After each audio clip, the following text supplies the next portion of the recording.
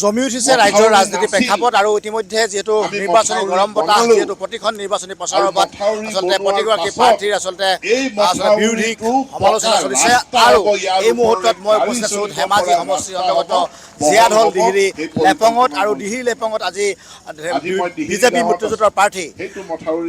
Doctor Ranoj পেগুৱে নিৰ্বাচনী প্ৰচাৰ সভা চলাই আছে আৰু আচলতে শ শ ৰাইজৰ উপস্থিতিত এই প্ৰচাৰ সভাত ইতিমধ্যে মন্ত্ৰীগৰাকীয়ে যিটো প্ৰাক্তন মন্ত্ৰী তথা বিজেপি মিত্ৰজোঁটৰ প্ৰাৰ্থীগৰাকীয়ে ভাষণ প্ৰদান কৰি আছে আৰু এটা কথা লাগিব যে এই যি আচলতে অঞ্চল এই অঞ্চলটোত কেনেধৰণৰ সামগ্ৰিক বিকাশ হ'ল সেয়াও আমি ৰাইজৰ পৰা কিছু জানিবলৈ চেষ্টা কৰিম আৰু যিহেতু নিৰ্বাচনৰ মাজত মাত্ৰ কেইটামান দিন আছে আৰু প্ৰতিগৰাকী প্ৰাৰ্থীয়ে আচলতে ভোটাৰ ৰাইজক আকৰ্ষিত কৰাৰ প্ৰয়াস কৰিছে নিজৰ নিজা আচলতে প্ৰতিশ্ৰুতিৰ মাজেৰে আৰু মই সামগ্ৰিক পৰিৱেশটো দেখুৱাইছোঁ ইতিমধ্যে যিহেতু মন্ত্ৰীগৰাকীয়ে প্ৰাক্তন মন্ত্ৰীগৰাকীয়ে যিটো ভাষণ প্ৰদান কৰি আহিছে আৰু এটা কথা উল্লেখ কৰিব লাগিব যে যিহেতু বিজেপি মিত্ৰজোঁটৰ প্ৰাৰ্থীগৰাকী আৰু কংগ্ৰেছৰ উমৈহতীয়া প্ৰাৰ্থী গৰাকীৰ মাজতেই যে মূল যুঁজখন অনুষ্ঠিত হ'ব সেয়া কিন্তু নুই কৰিব নোৱাৰি কাৰণ এতিয়াও অন্যান্য যিসমূহ প্ৰাৰ্থী আছে প্ৰাৰ্থীসমূহৰ যি প্ৰচাৰ সভা তেনেই আচলতে চালুকীয়া বুলি ক'ব লাগিব যি ধৰণৰ আচলতে হ'বলৈ পৰিৱেশ হ'ব লাগিছিল সেই পৰিৱেশ আমি দেখি পোৱা নাই আৰু মই একাংশ ভোটাৰ আছে সেই তেওঁলোকৰ পৰা জানিবলৈ চেষ্টা কৰিম জীয়াঢলৰ পূৰ্বে জীয়াঢলৰ পাৰত আছোঁ আমি জীয়াঢলৰ কেনেধৰণৰ পৰিৱেশ আছিল হয় প্ৰথমে নমস্কাৰ জনাইছোঁ আমাৰ আগতকৈ বহুত আমাৰ এই অঞ্চলটো উন্নয়ন হৈছে আমি বিজেপি চৰকাৰ অহাৰ পাছত আমাৰ এই গাঁওখনৰ আমি উন্নয়নটো প্ৰথমে ক'ব লাগিব আমাৰ ইয়াৰ পৰা ওলাই যাবলৈও আমাৰ ৰাস্তা পদূলি নাছিল এতিয়া বিজেপি চৰকাৰ অহাৰ পাছত আমাৰ পকা ৰাস্তা হ'ল আৰু অন্যান্য দিশতো আমাৰ যথেষ্ট উন্নয়ন হৈছে যাৰ কাৰণে আমি আমাৰ ধেমাজিৰ গৌৰৱ ডাক্তৰ ৰণোজ পেগু ছাৰক আমি গোটেই আমাৰ এই অঞ্চলবাসীয়ে একেলগে একগোট হৈ আমি ভোটদান সাব্যস্ত কৰিম বুলি বিচাৰিছোঁ কাৰণ আমাৰ ছাৰৰ নেতৃত্বত আমাৰ এই ধেমাজিৰ যি উন্নয়ন হৈছে এইটো আমি মানিব লাগিব আৰু অসমখনৰ যি আমাৰ ডক্টৰ হিমন্ত বিশ্ব শৰ্মা ছাৰৰ নেতৃত্বত উন্নয়ন হৈছে এই উন্নয়নৰ যোগেদি আমি প্ৰত্যেকজন নিবনুৱাই আমি সকাহ পাবলৈ সক্ষম হৈছোঁ আমাৰ দৰিদ্ৰ আমাৰ দুখীয়া পৰিয়ালসকলেও আমি যথেষ্ট আমি সুবিধা পাইছোঁ সেইকাৰণে আমি এই অঞ্চলবাসীৰ হৈ মই ৰাইজৰ হৈ মই এই চৰকাৰক আমি ধন্যবাদ জনাইছোঁ কাৰণ আমাৰ অঞ্চলবাসীয়ে বহুত সমস্যা জৰ্জৰিত হৈ আছিল কিন্তু আমাৰ কমিউনিকেশ্যনটো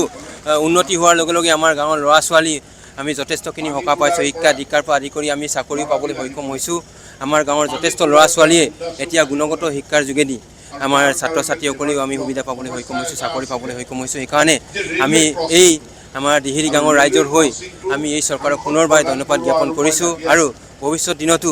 আমাৰ যি কৰণীয় আছে সেইবিলাক আমাৰ এই চৰকাৰে কৰিব বুলি আমি দৃঢ় বিশ্বাস ৰাখিছোঁ হয় এই অঞ্চলটোৰ এগৰাকী স্থানীয় ব্যক্তি তেওঁলোকে বৰ্তমানৰ পূৰ্ব চৰকাৰখনে ইয়াতে হোৱা উন্নয়নৰ কথা উল্লেখ কৰিছে আৰু এটা কথা উল্লেখ কৰিব লাগিব যে এই অঞ্চলটো যথেষ্ট আচলতে বানে প্ৰভাৱিত কৰি আহিছিল তেওঁলোকে মথাউৰিৰ স্থায়ী সমস্যা হ'ল সমাধান হ'ল আৰু তেওঁলোকৰ বাট পথতে উন্নয়ন হোৱা কথা উল্লেখ কৰিছে আন এগৰাকী আছে স্থানীয় লোক আছে আপোনাক কি ক'ম আপোনাৰ ধেমাজি এটা সময়ত আপোনাৰ বানপানী এটা নামে যাৰ পৰিচয় আছিলে জীয়াঢল কিন্তু ৰণোজ পেগু 2021 চনত মন্ত্ৰী হৈ জিকাৰ পিছত সম্পূৰ্ণ আমাৰ জীয়াঢলকে আদি কৰি সম্পূৰ্ণ আমাৰ পশ্চিম ধেমাজি মেইন চেণ্টাৰ 7খন পঞ্চায়তকে আদি কৰি সম্পূৰ্ণ বানমুক্ত হয় আপুনি চাওক আমি এটা মই চিন্তা কৰিব লাগিছিলে যে মই আজি ঘৰটো বনাইছোঁ বাৰিষা হোৱাৰ লগে লগে আমাৰ চিন্তা আহিছিলে যে এই ঘৰখন মোৰ কাইলৈকে থাকিবনে নাই কিন্তু আপুনি আজি দেখিছে যে ইয়াতে আপোনাৰ RCC ঘৰ আজি D+2 RCC ঘৰ আপোনাৰ বনাবলৈ সক্ষম হৈছে AC ৰুম ফিটিং কৰি ইয়াতে মানে একদম ডেভেলপমেণ্টৰ কথা নকওঁ মানুহবিলাক স্থায়ীভাৱে তাৰমানে ঘৰ নিৰ্মাণ কৰিবলৈ আৰম্ভ হৈছে এই সামগ্ৰিক যদি আমি চাওঁ এই গোটেই অঞ্চলটোত যিধৰণে আচলতে বিগত সময়ত আচলতে জীয়াঢলে যিধৰণে আচলতে জ্বলা-কলা খুৱাই আহিছিল সেই জ্বলা-কলা একেবাৰে অন্ত পৰিছে বুলি তেওঁলোকে উল্লেখ কৰিছে আৰু প্ৰাৰ্থীগৰাকীয়ে যিটো ইতিমধ্যে ভাষণ সমাপ্ত কৰাৰ দিশে আগবাঢ়িছে আমি তেওঁৰ পৰা পোনে জানিবলৈ চেষ্টা কৰিম কেনেধৰণৰ প্ৰেক্ষাপট দেখিছে ধেমাজি জীয়াঢলত এতিয়াও বহুখিনি সমস্যা আছে ইয়াৰ পৰৱৰ্তী সময়ত আপুনি কেনেকুৱা পদক্ষেপ ল'ম বুলি প্ৰথম কথা আজি মই জীয়াঢল পঞ্চায়তত উপস্থিত হৈছোঁ এই সমগ্ৰ পঞ্চায়তটো এটা সময়ত বান বিধ্বস্ত আছিল কাৰণ উন্মুক্ত মথাউৰি ইয়াত কোনো মথাউৰিৰ ব্যৱস্থা নাছিল গতিকে এইখন দিহিৰি লেপং গাঁও দিহিৰি মানে দিহিৰি চাপৰি নদীখনৰ বুকুত থকা নিচিনাকৈ তেওঁলোকে বসবাস কৰিছিল। আজি আমি প্ৰায় 200 কোটি টকা ব্যয় সাপেক্ষে একদম পাহাৰৰ পাদদেশৰ পৰা আমি ঢকুৱাখানাৰ পথলৈকে এই জীয়াঢল নদীখন আমি বিজ্ঞানসন্মতভাৱে নিয়ন্ত্ৰণ কৰাৰ পাছত এই অঞ্চলটো সম্পূৰ্ণৰূপে সুৰক্ষিত। এতিয়া দিহিৰি চাপৰি, যিটো এসময়ত চাপৰি আছিল, এতিয়া ৰাইজে ইয়াত পকা ঘৰ নিৰ্মাণ কৰিছে। আৰু আমাৰ এইটো প্ৰতিশ্ৰুতি যি মথাউৰি বনাইছোঁ সেই মথাউৰিটোক ৰোড কাম এম্বেংকমেণ্টলৈ আমি ৰূপান্তৰিত কৰিম, অৰ্থাৎ মথাউৰিৰ ওপৰে গাড়ী চলাচল কৰিব পৰাৰ ব্যৱস্থা কৰিম। জীয়াঢল নদীৰ ওপৰত দ্বিতীয় এখন দলঙৰ আধাৰশিলা স্থাপন হৈছে। গতিকে ইয়াত পাহাৰৰ কাষেদি আমি পুনৰ জয়ৰামপুৰ পঞ্চায়তলৈ আমি বা সোঁপাৰলৈ যোৱাৰ কাৰণে এখন বৃহৎ দলং 43 কোটি টকা ব্যয় সাপেক্ষে নিৰ্মাণ কৰিম। আধাৰশিলা স্থাপন হৈ গৈছে, খুব সোনকালে কাম আৰম্ভ হ'ব। আপুনি শিক্ষামন্ত্ৰী থকা দিনতে বহু ধেমাজিত স্কুল বন্ধ হৈ যোৱা কথাটো বিৰোধীয়ে কালি প্ৰচাৰ কৰিছে যে তেখেতে শিক্ষামন্ত্ৰী থকা দিনতে ধেমাজিত 1000ৰো অধিক স্কুল বন্ধ হৈ গৈছে। এইটোৱে আপোনাৰ কাৰণে প্ৰত্যাহ্বান হ'ব পাৰে নেকি? নাই, এইটো কোনো প্ৰত্যাহ্বান নহয়। আৰু মোৰ ওচৰত স্কুল বন্ধ কৰাৰ বহুত আবেদন আহি আছে,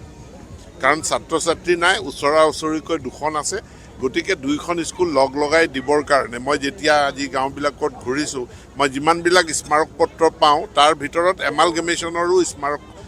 আবেদনো পাওঁ। গতিকে এইটো আবেদনৰ ভিত্তিত, ৰাইজৰ সমৰ্থনৰ ভিত্তিত ওচৰা ওচৰিকৈ থকা 2খন স্কুল লগাই দিয়া হয়। সেইটো স্কুল বন্ধ কৰা নুবুজায়। কংগ্ৰেছৰ প্ৰাৰ্থীগৰাকীয়ে যিহেতু ধেমাজিৰ ৰাইজে পৰিৱৰ্তন বিচাৰিছিল,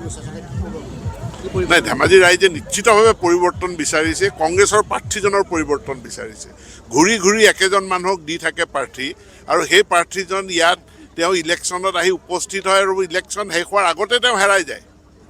তেখেতৰ মোবাইলৰ ছুইচ অফ হৈ যায়। গতিকে ধেমাজিৰ মানুহে কংগ্ৰেছ প্ৰাৰ্থীজনৰ পৰিৱৰ্তন বিচাৰিছিল, পৰিৱৰ্তন নাপালে যিহেতু আগৰ যোৱাবাৰৰ ফলাফলটোৱেই হ'ব। আপুনি বিচৰা বাতৰি পাব কেৱল নিউজ 18 এপত। নিউজ 18 এপ ডাউনলোড কৰিবলৈ স্কেন কৰক এই QR কোড। গুগল প্লে ষ্টৰতো পাব এই নিউজ 18 এপ।